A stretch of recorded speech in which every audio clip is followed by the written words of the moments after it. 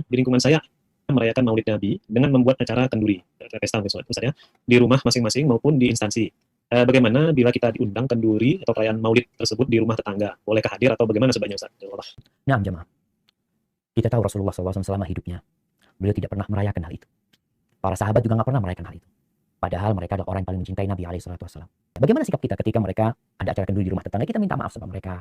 Ana ikut sampaikan mencintai Nabi SAW. Ana akan banyak-banyak salat kepada Rasulullah SAW. Dan mohon maaf mungkin Ana nggak bisa ikut acara tersebut. Sampaikan kepada mereka. Ketika mereka bikin acara-acara yang tidak sesuai dengan tuntunan Nabi SAW tadi, kita minta maaf. Insya Allah mereka akan paham.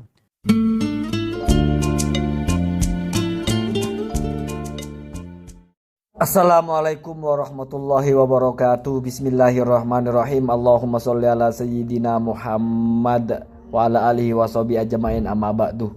Ustadz Dr. Riza Safik Basalamah ini menyerukan agar kalau orang diundang maulid tidak usah datang, karena maulid Nabi itu adalah acara yang tidak sesuai dengan ajaran Rasulullah Shallallahu Alaihi Wasallam. Ini adalah narasi yang sangat lucu dan menggelikan. Mari kita buktikan kebenaran dari statement orang ini. Silakan disimak. Perhatikan, saya bacakan satu referensi biar orang-orang termasuk Ustadz Dr. Riza Safik Basalamah ini mengerti letak persoalan yang sebenarnya. Ini ada kitab Husnul Maqsodi fi Amalil Maulidi, karya Imam As-Suyuti.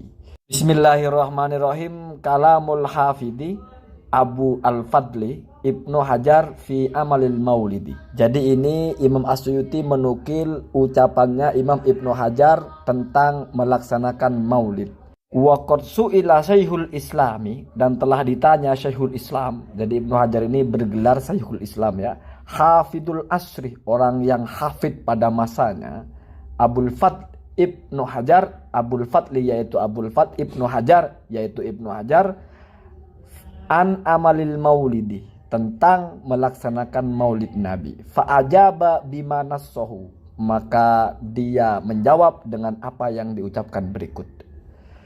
Aslu amalil maulidi bid'atun lam yungqal an ahadin minas salafis solihi minal kuruni ats-tsalatsati. Pada dasarnya pelaksanaan maulid Nabi itu memang adalah bid'ah, di mana tidak pernah dilaksanakan oleh 3 fase terbaik, fase sahabat, fase tabi'in, fase tabi'in. Perhatikan kelanjutannya. Walakinnaha ma'adzalika qad ihtamalat ala mahasinah wa diddiha, faman taharra fi amaliha al mahasinah wa tajannaba diddaha kana bid'atan hasanatan wa illa fala. Akan tetapi walaupun bid'ah, artinya walaupun memang tidak pernah dilaksanakan, tetapi pelaksanaan maulid itu ada 2 kemungkinan. Yang pertama bisa mengandung hal-hal yang baik, al-mahasin, tapi bisa juga mengandung hal-hal yang buruk, yaitu diddiha, kebalikan dari al-mahasin. Faman taharro, barang siapa yang di dalam melaksanakan maulid itu justru mewujudkan hal-hal yang baik, watajannab, dan menjauhkan dari hal-hal yang kebaliknya yaitu buruk, maka ini menjadi bid'atan hasanatan. Ini pendapat Ibnu Hajar, ini ucapannya Ibnu Hajar. Wa illa, apabila sebaliknya, artinya di situ tidak taharro al-mahasin, tidak mewujudkan kebaikan-kebaikan, tetapi malah sebaliknya, yang terwujud di situ adalah keburukan-keburukan. Apa misalnya? Misalnya di situ ada kumpul-kumpul, minum-minum, maksiat dan sebagainya. Fala, maka tidak menjadi bid'ah hasanah. Ini pertama. Oke, bid'ah, tetapi ini hasanah. Kemudian apa dalilnya? Atau adakah dalil pelaksanaannya? Jadi disebut bid'ah hanya karena tidak dicontohkan, tetapi disebut hasanah karena ada dasarnya di dalam syariat. Itu sesuai dengan pendapatnya Imam Syafi'i tentang bid'ah hasanah, ma wafaqa asy-syari'ah atau al-adillah asy-syar'iyyah. Walaupun tidak boleh dicontohkan, tetapi sesuai dengan dalil-dalil syariat. Apa dalilnya? Qala, kemudian Ibnu Hajar melanjutkan berkata, wa qad dhahara li tahrijuha ala aslin sabitin, dan telah nampak kepada saya bahwa pelaksanaan maulid itu ada dalil yang sangat jelas. Apa? Wa huwa thabata fi sahihaini. Dalil itu nampak tertetapkan atau ada di dalam kitab Sahih Bukhari dan Muslim. Min annan nabiyya, bahwasanya sesungguhnya Nabi sallallahu alaihi wasallam qaddama al-Madinata, memasuki Madinah, fawajada al-Yahuda yasumuna yauma Asyura, maka Nabi menjumpai orang-orang Yahudi itu berpuasa di tanggal 10 bulan Muharram. Fasa'alahum, maka Nabi bertanya kepada mereka, faqalu, bertanya itu maksudnya kenapa berpuasa? Faqalu, maka mereka menjawab, huwa, tanggal 10 itu yaumun, adalah suatu hari, awraqallahu fihi fir'auna, di mana Allah menenggelamkan Fir'aun, wa najja Musa, dan membebaskan Musa, atau wa najja Musa, dan pada hari itu Nabi Musa terbebas dari kejaran Fir'aun. Fanahnu nasumuhu syukron lillahi ta'ala, maka kami berpuasa, perhatikan, kami berpuasa atas nama mewujudkan atau mengekspresikan rasa syukur kepada Allah. Bagaimana kesimpulannya Ibnu Hajar? Fayustafadu minhu, maka diambil satu faidah, diambil satu kesimpulan dari hadis ini, fi'lu asyukri lillahi, bahwasanya melaksanakan syukur kepada Allah itu alamaman nabi, terhadap nikmat yang telah dinikmatkan Allah kepada kita, fi yaumin muayyanin, pada hari-hari tertentu, min isda'i nikmatin, dari berupa mendapatkan nikmat, au daf'i nikmatin, atau terhindar dari musibah, wa yu'adu dzalika, dan hal itu diulang-ulang, fi nadhiri dzalikal yaumi, di hari yang sama dengan hari kejadian itu, artinya diulang-ulang setiap tanggal 10 Asyura misalnya, atau setiap tanggal kamu mendapatkan nikmat, maka ketika kamu bertemu dengan tanggal itu lagi, kamu ulangi lagi, melaksanakan hal-hal dalam rangka mensyukuri nikmat tersebut, min kulli sanatin, di setiap tahun. Jadi misalnya setiap tanggal 1 kamu bangun rumah selesai, lalu tahun depan kamu tanggal 1 mau bikin acara mensyukuri membangun rumah, itu sesuatu yang disyariatkan. Nah, kenapa? Karena membangun rumah atau dapat rumah itu termasuk mamannah, sesuatu yang Allah nikmatkan kepada kita, isda'u nikmatin, kita mendapatkan nikmat. Kemudian wasyukru lillahi, perhatikan ini ucapannya Ibnu Hajar, dan mensyukuri nikmat Allah atau dan bersyukur kepada Allah itu, Ta'ala maha tinggi Allah, yuhsolu, bisa dihasilkan atau diwujudkan, atau yahsuluh, terwujud ya, bi anwa'i al ibadati, dengan bermacam-macam ibadah, kasujudi, seperti misalnya sujud, orang dapat nikmat bersujud ya, sujud syukur kan. Kemudian wasyami, dan juga berpuasa, sebagaimana Nabi Muhammad merasa aku bisyukri, kami lebih pantas untuk mensyukuri, maka dalam Islam pun disyariatkan kita berpuasa di tanggal 10 Asyura, mensyukuri nikmat bebasnya Fir'aun, bebasnya Nabi Musa dan tenggelamnya Fir'aun. Jadi kalau mensyukuri nikmat dengan puasa ada contohnya, mensyukuri nikmat dengan bersujud ada contohnya, ada aturannya. Tetapi kesimpulannya Ibnu Hajar, sairu al-ibadat atau anwa'i al-ibadat, ibadah apapun itu bisa kita laksanakan dalam rangka mensyukuri nikmat Allah, kan begitu. Was-shadaqati, bahkan juga bisa dengan bersedekah. Wat-tilawati, dengan membaca Al-Qur'an. Perhatikan ini sambungannya. Wa ayyu nikmatin a'dhamu minan nikmati bi buruzi hadzal nabi alladzi huwa nabiyyur rahmati fi dzalikal yaum. Maka nikmat apa yang lebih besar ketimbang lahirnya Nabi Muhammad, di mana Nabi Muhammad adalah Nabi pembawa rahmat atau rahmatan lil alamin. Dari sini bisa kita simpulkan bahwasanya ajaran dalam agama itu, kalau mendapatkan nikmat, kita melaksanakan kegiatan ibadah dalam rangka mensyukuri nikmat tersebut. Baik berupa puasa seperti puasa Asyura, baik berupa sujud seperti sujud syukur, baik berupa tilawah membaca Al-Quran, berupa bersodakoh, ini sudah biasa kita dapat nikmat, sebagian kita sodakohkan. Dan tidak ada nikmat yang lebih besar daripada nikmat berupa lahirnya Nabi Muhammad. Maka ketika Nabi Muhammad lahir, di hari itu kita bertasyakur kepada Allah. Kita melaksanakan syukur kepada Allah dengan berbuat ibadah. Apa ibadahnya dalam maulidan? Baca sholawat, mendengarkan sirah nabawiyah, mendengarkan ceramah, bagi-bagi makanan. Dan hal itu diulang di setiap hari yang sama setiap tahunnya. Kan begitu, jelas kan pendapat Ibnu Hajar ini? Ada juga dalilnya. Ini kok dikatakan acara yang tidak sesuai dengan ajaran Rasulullah. Tidak sesuai dari mana? Kalau bilang tidak pernah dikerjakan Rasulullah, oke. Tapi kalau dibilang tidak sesuai, mana ajaran Rasulullah yang ditentang? Tidak sesuai itu maksudnya kan menyelisihi.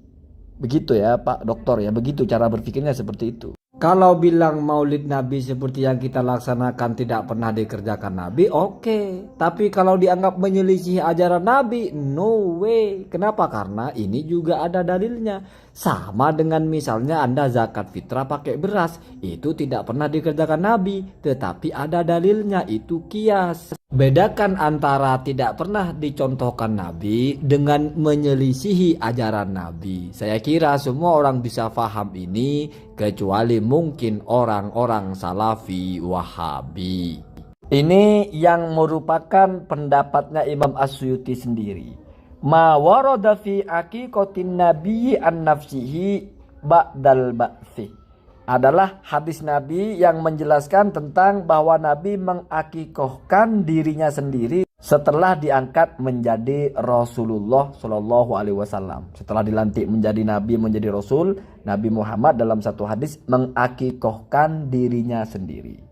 Qultu, saya berkata, wa dhahara li takhrijuhu ala aslin akhar.